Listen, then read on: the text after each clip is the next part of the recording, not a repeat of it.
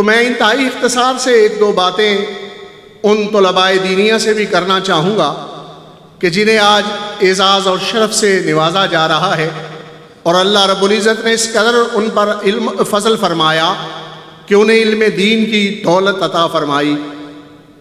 دیکھیں آپ پہلے آپ کی ایک حیثیت جو ہے وہ یہ تھی کہ آپ جامعہ اسلام آباد کے طالب علم تھے، ایک حیثیت یہ تھی کہ آپ معاشرے کے نوجوان تھے، لیکن آج جب آپ کو سند اعزاز حاصل ہو جائے گی، دستار فضیلت آپ کے سر پر رکھی جائے گی، ایک طرف تو یہ خوشی کا موقع ہے کہ اتنا بڑا اعزاز اور اکرام حاصل ہو رہا ہے، اور دوسری طرف یہ ایک بہت بڑی ذمہ داری بھی ہے جو آپ پر فائز کی جا رہی ہے۔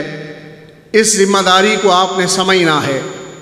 آپ کا ہر عمل، آپ کا ہر فعل، آپ کا ہر کام کسی انسان کو مذہب سے بیزار بھی کر سکتا ہے، اور کسی آدمی کو مذہب کے ساتھ لگاؤ بھی اس کے دل میں پیدا کر سکتا ہے۔ اس لیے اپنے آپ کو خلق اسلامی سے نوازیں، خلق محمدی کے رنگ کے اندر رنگے رہیں، تاکہ آپ کا ہر عمل ایسا ہو جس کے سبب سے کوئی آدمی دین کے قریب آئے، اسلام کے قریب آئے، اور مذہب سے لگاؤ اس کا پیدا ہو۔ دیکھیں کام آپ کریں گے تان شریعت محمدی پر کیا جائے گا، فعل آپ کا ہوگا تان رسول اللہ صلی اللہ علیہ وسلم کے دین پر ہوگا، کام آپ کا ہوگا اور تان یہ 1400 سالہ جو تاریخ ہے اس پر کیا جائے گا۔ اس لیے یہ بہت بڑی ذمہ داری ہے جو آج اکابر علماء آپ کو سونپیں گے۔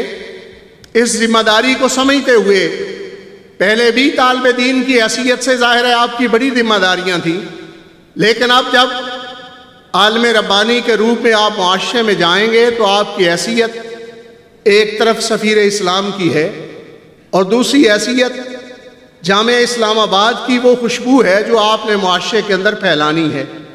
تو ان ذمہ داریوں کا احساس کرنا ہے۔ فتاوی عالمگیری کی روشنی میں آپ کی تعظیم شریعت محمدی کی تعظیم شمار کی جائے گی، اور آپ کی اہانت شریعت محمدی کی اہانت تصور کی جائے گی۔ اس لیے اس اعزاز کو سنبھال کے رکھیں، اس امانت کو سنبھال کے رکھیں، اور اس امانت کو اچھے طریقے سے آگے لوگوں کے سپرد کرنے کی کوشش کریں، اور اچھے انداز میں جو ہے وہ تبلیغ کی ذمہ داریاں اور اس میں دین کے قریب کرنا لوگوں کے، آپ کی دی ہوئی محبت کسی کو دین محمدی کے اس قدر قریب کر سکتی ہے کہ اس کی آخرت بھی بن جائے اور اس کی دنیا بھی سنور جائے۔ اس لیے پیار اور محبت کے ساتھ معاشرے کے اندر تبلیغ دین کی ذمہ داری کو انجام دینا ہے۔ ادع الی سبیل ربک بالحکمہ۔ تو ایسی صورت میں بعض اوقات جو ہے وہ سمجھانے کے لیے کئی کام کرنے پڑتے ہیں، لیکن بہتر طریقہ یہی ہے کہ اللہ رب العزت کے راستے کی طرف بلانے کے لیے حکمت سے بلایا جائے۔ دیکھیں صوفیاء کرام اہل اللہ بر صغیر کے اندر تشریف لائے تو انہوں نے پہلے یہاں کی زبان کو سیکھا، پہلے یہاں کے عادات و اطوار، یہاں کے کسٹمز ٹریڈیشن کو جانا، ان لوگوں کے ساتھ زبان کے سبب سے وہ قریب ہوئے، لوگوں کے عرف کے حوالہ سے جو ان کے کام تھے ان کے حوالہ سے قریب ہوئے، پھر اس کے بعد ان کے سینوں میں لا الہ الا اللہ محمد رسول اللہ کے نور کو منقلب فرمایا۔ اس اعتبار سے لوگوں کے ساتھ انتہائی موافقت، لوگوں کے ساتھ اٹھنا بیٹھنا چلنا، جتنا آپ ان کے قریب ہوں گے، دیکھیں اجتماعی تبلیغ کے بڑے اثرات ہیں۔ ممبر شریف پر جو آپ کہتے ہیں اس کا بڑا اثر موجود ہے، لیکن اس سے زیادہ انفرادی تبلیغ مؤثر ہے۔ ایک ایک آدمی کو تبلیغ کرنا، الگ الگ اسے وقت دینا، الگ الگ اس کے ذوق، اس کی طبیعت، اس کے مزاج کو سمجھ کے اس سے بات کرنا، اس کے بہت زیادہ اثرات ہیں۔ صوفیاء کرام اور اہل اللہ دیکھیں بزرگ تشریف لاتے رہے بر صغیر میں، لیکن ان کا انداز تبلیغ یہ تھا کہ الگ الگ ہر قوم سے، ہر قبیلے سے ان کے کسٹم، ان کی روایات، ٹریڈیشن کو سمجھتے ہوئے ان لوگوں کو تبلیغ کی گئی۔ تو یہ تبلیغ کا مؤثر طریقہ ہے انفرادی تبلیغ ضرور کیا کریں. جن سے آپ کے معاملات ہیں، دکاندار سے سودا لیتے ہیں، کوشش کیا کریں کہ میں صرف اسے سودا نہیں لے رہا بلکہ میں اسے دین محمدی کے قریب کر رہا ہوں. ڈاکٹر معالج کے پاس آپ علاج کروانے کے لیے جاتے ہیں، آپ کے ذہن میں یہ بات ہونی چاہیے کہ ڈاکٹر صاحب سے دوائی تو میں تجویز کرواؤں گا لیکن میں اسے شرع شریف کے قریب کروں گا، دین کے قریب کروں گا، مذہب کی محبت اس کے دل میں ڈالوں گا. آپ جہاں بیٹھے ہیں، جس علاقے میں بیٹھے ہیں، جس سے جو تعلق ہے، اسے یہ اس بات کو ذہن میں رکھیں کہ آپ کی شخصیت عام شخصیت اب نہیں رہی. آپ ظاہر ایک عالم دین ہیں، آپ کا کردار، آپ کا کیا ہوا عمل ایک اثر رکھتا ہے. تو آپ اس حوالہ سے جہاں اجتماعی تبلیغ کی ذمہ داری ادا کریں گے وہاں انفرادی تبلیغ کو اپنے ذہن میں رکھیں.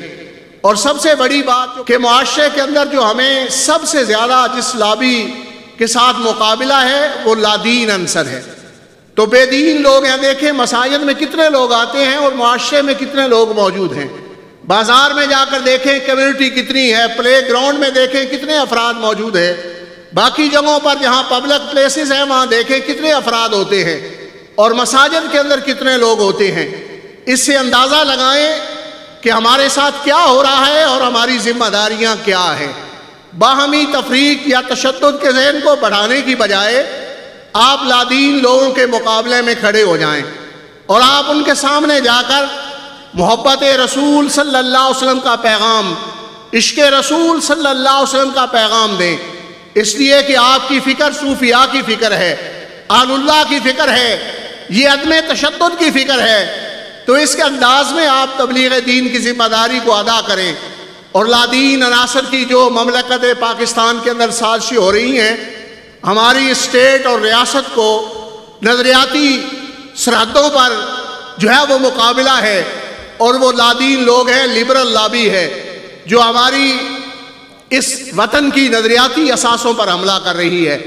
تو آپ نے اس انداز میں تیاری کرنی ہے کہ یہ اللہ رب العزت کی طرف سے جو ہمیں عطیہ دیا گیا، مشائخ اہل سنت، علماء اہل سنت کی کاوشوں سے جو انعام ہمیں حاصل ہوا ہے، اس انعام کی نظریاتی سرحدوں کی بھی حفاظت آپ نے کرنی ہے.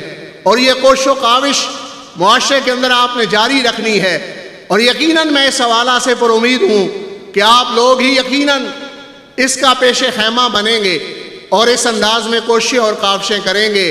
اللہ رب العزت جامعہ اسلام آباد کو روز بروز ترقیوں کے مراحل عطا فرمائے.